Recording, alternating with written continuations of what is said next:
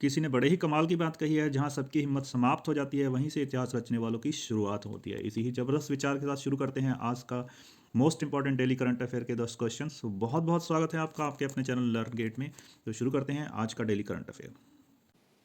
Question number 1 को शुरू करने से पहले हम आपको बता दें कि इस सीरीज में हम कवर करते हैं डेली करंट अफेयर के 10 मोस्ट इंपॉर्टेंट क्वेश्चंस को कवर। तो यदि आप इस चैनल पर नए हैं तो चैनल को सब्सक्राइब कर लीजिए, बेल आइकन को ऑन कर लीजिए ताकि आपको मिलते रहें डेली करंट अफेयर के most important questions every day. तो शुरू करते हैं क्वेश्चन नंबर 1 से। आज का मोस्ट इंपॉर्टेंट क्वेश्चन, संसद में बजट 2022-23 को किसने पेश किया है? तो किसने पेश किया है? Option number A Nirmala Sitharaman इसका राइट आंसर है। हमारी जो फाइनेंस मिनिस्टर हैं निर्मला सीतारमण, उन्होंने इस बजट को पेश किया है। तो बजट की बात हुई है तो बजट से रिलेटेड जो इंपॉर्टेंट फैक्ट्स हैं उनको भी हम जान लेते हैं। संसद में कितनी बार पेपरलेस बजट को पेश किया गया है? तो कितनी बार पेश किया है? 2 बार पेपरलेस बजट को पेश किया गया है, 2021 और 22 में। बजट 2022 किस वित्तीय वर्ष के लिए पेश किया गया है? किस वित्तीय वर्ष के लिए है बजट 2022? वर्ष 2022 और 23 के लिए पेश किया गया है। संविधान में बजट की शब्द की जगह पर किसका प्रयोग होता है? वार्षिक वित्तीय विवरण का। संविधान के किस अनुच्छेद में वार्षिक वित्तीय विवरण का जिक्र है? तो अनुच्छेद 112 में इसका जिक्र है।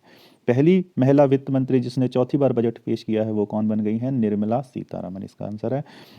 किसने स्वतंत्र भारत का पहला बजट पेश किया था? आर के शनमुखम चेट्टी ने पेश किया था। तो पहला बजट, स्वतंत्र भारत का पहला बजट किसने पेश किया था? आर के शनमुखम चेट्टी ने। ये आपने याद रखना है। बजट शब्द का अर्थ क्या होता है? चमड़े का थैला। बहुत ही इंपॉर्टेंट है। बजट शब्द का अर्थ क्या होता है? चमड़े का थैला। आगे बढ़ते हैं। बजट 2022 और 23 के में वित्त मंत्री निर्मला सीतारमण ने कहा है कि इस बार भारत की विकास दर 9.27% रहने का अनुमान है। तो कितनी रहने का अनुमान है? विकास दर 9.27% रहने का अनुमान है।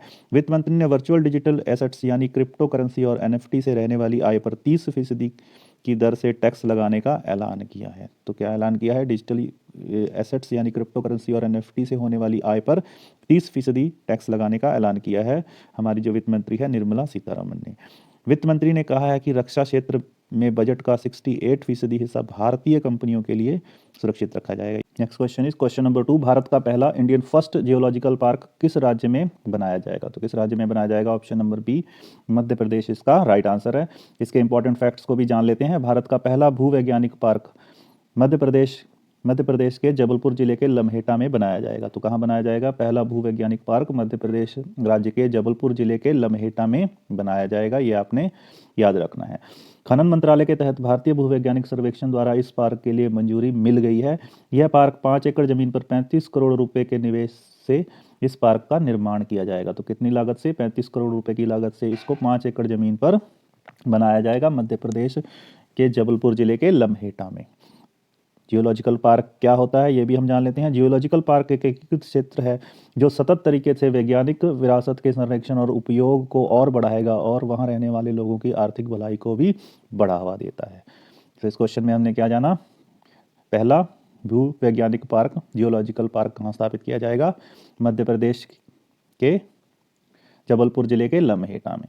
आगे बढ़ते हैं question number 3। Most important question है क्वेश्चन नंबर 3। देश का पहला स्पोर्ट्स यूनिकॉर्न कौन सी आईपीएल टीम बन गई है? कौन सी आईपीएल टीम बन गई है? Option number A Chennai super Kings इसका राइट आंसर है। इसके इंपॉर्टेंट फैक्ट्स को भी हम जान लेते हैं। इंडियन प्रीमियर लीग की टीमों में से चेन्नई सुपर किंग्स सीएसके देश का पहला स्पोर्ट्स यूनिकॉर्न बन गई है जिसकी की मार्केट में हिस्सेदारी 7600 करोड़ रुपए हो गई है। तो इस क्वेश्चन में क्या आया है? यूनिकॉर्न। यूनिकॉर्न के बारे में हम जान लेते हैं। नई कंपनियां या स्टार्टअप जिसका वैल्यूएशन $1 बिलियन या उससे अधिक हो जाता है वह यूनिकॉर्न क्लब का हिस्सा बन जाती हैं। यूनिकॉर्न टर्म की शुरुआत 2013 में एक अमेरिकी वेंचर कैपिटलिस्ट एलन ली ने की थी। आगे बढ़ते हैं क्वेश्चन नंबर 4। आर्थिक सर्वेक्षण 2021-22 संसद में किस के द्वारा पेश किया गया? तो किसके द्वारा पेश किया गया? इकोनॉमिक सर्वे 2021-22 जो हमारे देश की फाइनेंस मिनिस्टर है निर्मला सीतारमण, उनके द्वारा ये पेश किया गया। Option number C Nirmala Sitharaman इसका राइट आंसर है। तो इसके इंपॉर्टेंट फैक्ट्स को भी हम जान लेते हैं। केंद्रीय वित्त मंत्री निर्मला सीतारमण ने संसद में आर्थिक सर्वेक्षण 2022 को पेश किया है जिसमें कि शुरुआती वित्त साल के लिए ग्रोथ रेट 9.2% रहने वाली है। तो आने वाले वित्त वर्ष के लिए ग्रोथ रेट है वो 9.2% रहने का अंदाजा लगाया है। आर्थिक सर्वेक्षण और आर्थिक समीक्षा सरकार द्वारा आगामी वित्त वर्ष के बजट से पहले दिया जाने वाला अर्थव्यवस्था की स्थिति का ब्यौरा होता है। सरकार द्वारा यह पिछले साल में अर्थव्यवस्था की स्थिति पर एक रिपोर्ट होती है जो कि अर्थव्यवस्था की प्रमुख चुनौतियों और उनके संभावित समाधान को पेश करती है। Next question is question number 5। Badminton tournament Odisha open 2022 में सबसे कम उम्र की भारतीय खिलाड़ी कौन बन गई हैं? तो सबसे कम उम्र की भारतीय खिलाड़ी कौन बन गई हैं ओडिशा ओपन टूर्नामेंट में?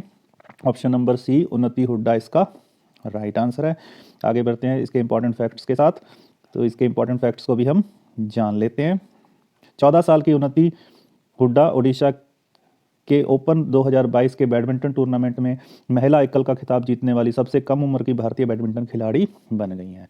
14 साल की उन्नति हुड्डा सबसे कम उम्र की भारतीय बैडमिंटन खिलाड़ी बन गई हैं जिन्होंने कि महिला एकल का खिताब जीता है।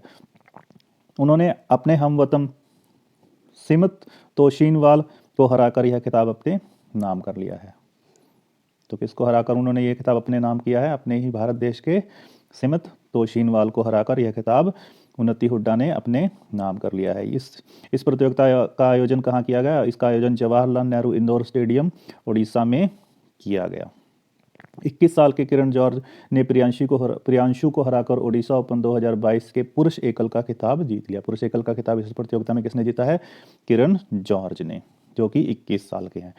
आगे बढ़ते हैं क्वेश्चन नंबर 6। आज का मोस्ट इंपॉर्टेंट क्वेश्चन है क्वेश्चन नंबर 6। 1 फरवरी 2022 को इंडियन कोस्ट गार्ड ने अपना कौन सा स्थापना दिवस मनाया है? तो कौन सा स्थापना दिवस मनाया है? ऑप्शन नंबर ए, 46वां स्थापना दिवस आईसीजी ने मनाया है। इसके इंपॉर्टेंट फैक्ट्स को जान लेते हैं। भारतीय तटरक्षक बल ने 1 फरवरी 2022 को अपना 46वां स्थापना दिवस मनाया है, यह आपने याद रखना है। इस क्वेश्चन में क्या आया है? इंडियन कोस्ट गार्ड आईसीजी, इसकी भी जानकारी हम ले लेते हैं। इसकी स्थापना 18 अगस्त 1978 में हुई। भारतीय तटरक्षक बल दिवस 1 फरवरी को मनाया जाता है। इसका मुख्यालय नई दिल्ली में है और इसके जो महानिदेशक हैं VS पठानिया हैं, यह आपने याद रखना है। आगे बढ़ते हैं question number 7। World games athletes of the year, world games athletes of the year पुरस्कार जीतने वाले पहले भारतीय पुरुष खिलाड़ी कौन बन गए हैं? तो कौन बन गए हैं? Option number A, PR Sreejesh इसका राइट आंसर है। इसके इंपॉर्टेंट फैक्ट्स को भी हम जान लेते हैं। गोलकीपर PR श्रीजेश को भारतीय पुरुष हॉकी टीम की दीवार माने जाने वाले 2021 का वर्ल्ड गेम्स एथलीट्स अवार्ड मिला है। यह सम्मान पाने वाले भारत के पहले पुरुष हॉकी खिलाड़ी बन गए हैं। तो गोलकीपर PR श्रीजेश, जिनको कि भारतीय हॉकी टीम की दीवार माना जाता है, उनको ये पुरस्कार मिला है और ये भारत के पहले पुरुष हॉकी खिलाड़ी बन गए हैं जिनको कि वर्ल्ड गेम एथलीट्स अवार्ड मिला है। 2019 में यह पुरस्कार भारतीय महिला खिलाड़ी हॉकी टीम की कप्तान रानी रामपाल ने जीता था। तो 2019 में यह पुरस्कार किसने जीता था? भारतीय महिला हॉकी टीम की जो कप्तान है उन्होंने जीता था। उनका नाम है रानी रामपाल, ये आपने याद रखना है। 2021 में ये सम्मान किसने जीता है? PR श्रीजेश ने, जो कि भारतीय हॉकी टीम के खिलाड़ी हैं। आगे बढ़ते हैं क्वेश्चन नंबर 8। 10वीं भारत और ओमान की जॉइंट मिलिट्री कॉरपोरेशन बैठक कहाँ हुई है? मोस्ट इंपॉर्टेंट क्वेश्चन है। 10वीं भारत और ओमान की जॉइंट मिलिट्री कॉरपोरेशन JMCC की बैठक कहाँ हुई है? तो ऑप्शन नंबर ए, नई दिल्ली में ये बैठक हुई है। ऑप्शन ए इसका राइट आंसर है। इसके इंपॉर्टेंट फैक्ट्स को भी हम जान लेते हैं। भारत और ओमान की जॉइंट कॉरपोरेशन JMCC की 10वीं बैठक नई दिल्ली में हुई है। भारत की तरफ से रक्षा सचिव अजय कुमार और ओमान की तरफ से रक्षा मंत्रालय के महासचिव मोहम्मद बिन अली अल जबी ने इस बैठक में हिस्सा लिया। JMCC रक्षा क्षेत्र में भारत और ओमान के बीच एक दूसरे से जोड़ने का सर्वोच्च मंच है। यहाँ पर दोनों देश मिलकर रक्षा समझौतों पर चर्चा करते हैं। आगे बढ़ते हैं question number 10। World neglected tropical disease day कब मनाया जाता है? ऑप्शन नंबर ए, 30 जनवरी इसका राइट आंसर है। 30 जनवरी को world neglected tropical disease day मनाया जाता है। इसके इंपॉर्टेंट फैक्ट्स को भी हम जान लेते हैं। 30 जनवरी 2022 को विश्व अपेक्षित उष्णकटिबंधीय रोग दिवस के रूप में मनाया जाता है। 30 जनवरी को क्या मनाया गया? विश्व अपेक्षित उष्णकटिबंधीय रोग दिवस मनाया गया। इस साल यह 2022 में तीसरा विश्व अपेक्षित उष्णकटिबंधीय रोग दिवस था। ये तीसरी बार मनाया गया। 2022 का क्या थीम था? Achieving health equity to end neglect of poverty related disease. आगे बढ़ते हैं। आज का most important question and final question है क्वेश्चन नंबर 10। पहली महिला राष्ट्रपति होंडुरास में कौन बनी है? तो होंडुरास में पहली महिला राष्ट्रपति कौन बनी है? ऑप्शन नंबर सी, शियोमारा कास्त्रो इसका राइट आंसर है। इसके इंपॉर्टेंट फैक्ट्स को भी हम जान लेते हैं।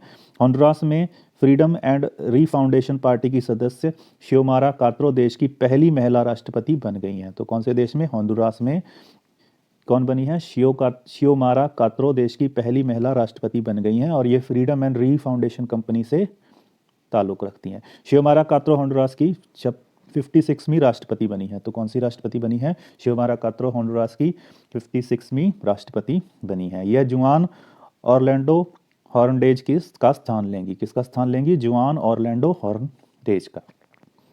अब इस क्वेश्चन में क्या है? होंडुरास। तो होंडुरास के बारे में भी हम जान लेते हैं। होंडुरास उत्तरी अमेरिकी महाद्वीप में स्थित है। कहाँ स्थित है? उत्तरी अमेरिकी महाद्वीप में। इसकी राजधानी टेगुसिगलप्पा है। राजधानी क्या है? टेगुसिगलप्पा। इसकी करेंसी है लेमीपरा और इसकी राष्ट्रपति हैं शियोमारो कास्त्रो। तो ये थे आज के 10 मोस्ट इंपॉर्टेंट क्वेश्चंस। तो इसी के साथ ही आज का मोस्ट इंपॉर्टेंट करंट अफेयर का ये सेशन खत्म होता है। अगर आपको वीडियो अच्छी लगी तो इस वीडियो को लाइक करना, शेयर करना और चैनल को सब्सक्राइब करना। यदि चैनल पर नए हैं तो इस चैनल को सब्सक्राइब करके बेल नोटिफिकेशन को ऑन कर लीजिए ताकि आपको मिलते रहें डेली करंट अफेयर की वीडियोस के नोटिफिकेशन सबसे पहले। तो मिलते हैं नेक्स्ट वीडियो में।